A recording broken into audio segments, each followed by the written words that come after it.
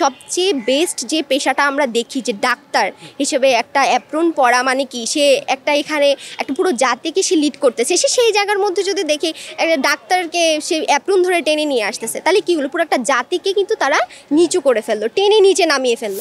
ডাক্তারদের উপর হামলা করলে আর কী হবে, ওনাদের কিছুই হবে না। ওনারা চাইলে স্কলারশিপ নিয়ে সবাই বাইরের দেশে চলে গেলে তাদের ফিউচার অনেক ব্রাইট হবে, কিন্তু লসটা কাদের হচ্ছে? আমরা যারা বিদেশ যেতে পারবো না, আমাদের ওরকম ফেসিলিটিস নাই, তা আমরা যারা সাধারণ জনগণ আছি আসলে এখানে কষ্টটা কিন্তু আমাদেরই হচ্ছে। মহান আল্লাহ তাআলার পর যেই মানুষগুলোকে আমরা সবচেয়ে বেশি পরিমাণে বিশ্বাস করে থাকি যারা ডাক্তার, তারা তো আমি নিজে মানে আমার বাবা আমাকে এক প্রকার স্ট্রাগল করে সে এই পর্যন্ত নিয়ে এসেছে, কারণ আমি ছোটোবেলায় অনেক বেশি অসুস্থ হয়ে যেতাম, তো যে কারণে আমার বাবা আমাকে অনেক বেশি চিকিৎসা করানোর ফলে কিন্তু আজকে আমি বেঁচে আছি।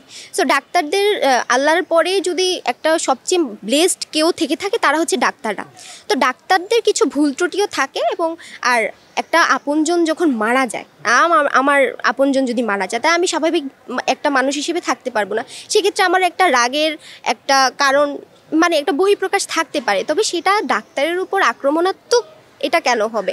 এটা তো ডাক্তারের কোনো, আমার মনে হয় না ডাক্তারদের এখানে কোনো ভুল আছে, কারণ ম্যানেজমেন্টের ভুল। এখানে যারা হচ্ছে আপনার ধরেন এখানে ম্যানেজমেন্ট করতেছে সব কিছু, ডাক্তারকে সেই সুযোগটা দেওয়া হচ্ছে না যে সে আমাদেরকে প্রপার চিকিৎসাটা দিতে পারবে, যার কারণে তারাও রাগান্বিত হয়ে যায়, তারাও হচ্ছে ওই আগ্রহটা পায় না যে একটা রুগীকে সে আপন হিসেবে নিজের মা, নিজের বোন, নিজের ছেলে মেয়ে হিসাবে যে সে আসলে চিকিৎসাটা দিবে, সেটা কিন্তু সে চায়, সে দিতে না।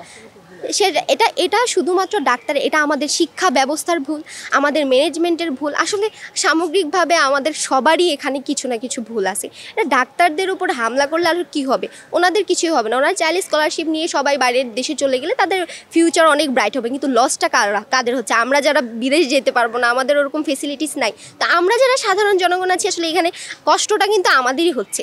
এখানে ডাক্তারদের কিছু না, ডাক্তারদের উপর যদি এরকম হামলা হইতে থাকে স্টুডেন্টদের উপর, এই যে কয়েকদিন আগে আমি নিজেও দেখছি, আমার স্টুডেন্ট, আমি কিন্তু অনলাইনে পড়াই, আমার এক শিক্ষার্থীরই হচ্ছে অ্যাপ্রন ধরে মানে তাকে টানা হয়েছে, এরকম আমি কিছু দেখছি যে আমার জুনিয়র ভাই বোনদের উপরেও কিন্তু হামলা করা হয়েছে। তাহলে এখানে কি হলো?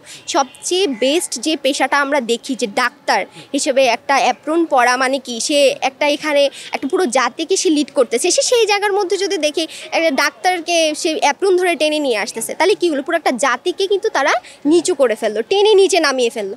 তো এইভাবে যদি আসলে হতে থাকে সব কিছু, ওদের কিছু যায় আসবে না, ওরা স্কলারশিপ নিয়ে সব ব্রেন ড্রেন হয়ে যাবে, সবাই বাইরের দেশে চলে যাবে, তা আমরা বাঙালিরা আগেও যেমন ছিলাম এমনই থাকবো, আর বাকি জীবন জানি না, এভাবেই চলতে থাকবে।